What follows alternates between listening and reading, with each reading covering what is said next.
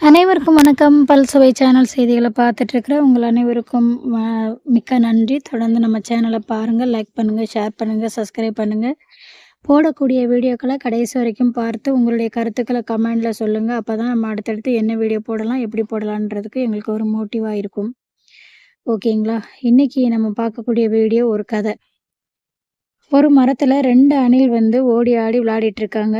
அதுல ஒரு அணில் வந்து கடவுள் பக்தி உடைய அணில். எந்த ஒரு காரியத்த செஞ்சாலும் ஆ கடவுள்கிட்ட ப்ரேயர் பண்ணிட்டு தான் செய்வாங்க. இன்னொரு அணில் வந்து கடவுள் பக்தி இல்லாத அணில்.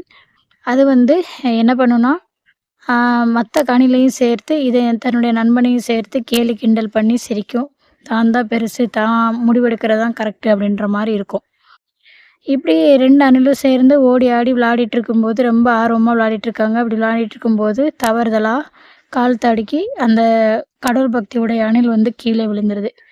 இதை பார்த்த கடவுள் பக்தி இல்லாத அணில் என்ன பண்ணுது அப்படின்னா, "நீ வந்து கீழ விழுந்துட்டியே, உன் கடவுள் வந்து உன்னை எதுக்கு கீழ தள்ளி விட்டாரு?" அப்படின்னு சொல்லி உன் கடவுள்கிட்ட கேட்டு சொல்லுன்னு சொல்லி ரொம்ப கிண்டலா பார்த்து சிரிக்குது. உடனே இந்த கடவுள் பக்தி உடைய அணில் சொல்லுது, நான் கீழ விழுந்ததுக்கு ஏதாவது காரணம் இருக்கும். எங்களுக்கு துன்பம் வந்தாலும் கடவுள் எங்கள கைவிட மாட்டாரு.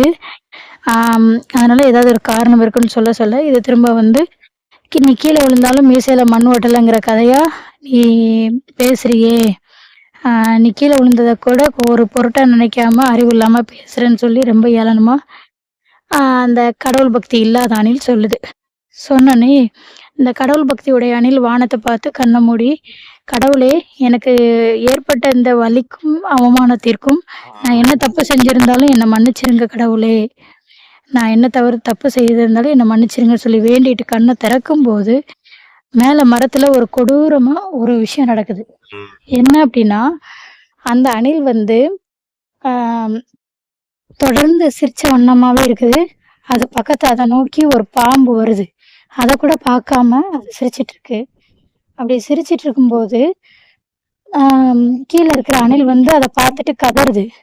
"உன் பக்கத்துல பாம்பு வருது. நீ தப்பிச்சு ஓடிரு ஓடிருன்னு" கதற கதற, இது அத கேட்காம கூட ரொம்ப மோசமா சிரிச்சுட்டு இருக்கு.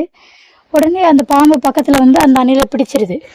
பிடிச்சு அத விழுங்குறதுக்குள்ளயும் இது யோசித்து பாக்குது. நம்ம நண்பன் இதனால தான் கீழ விழுந்தானோ! கடவுள் இதுக்காக தான் அவர தப்பிக்க வைக்கிறதுக்காண்டி கீழ தள்ளி விட்டாரோ! அப்படின்னு அதோடைய தவறுகள நினைச்சு வருந்தி முடிக்கக்குள்ளேயும் அந்த பாம்பு வந்து அந்த அணில முழுங்கிருது. இன்றைய உலகத்திலேயும் நம்மளும் அப்படிதான் இருக்கிறோம்.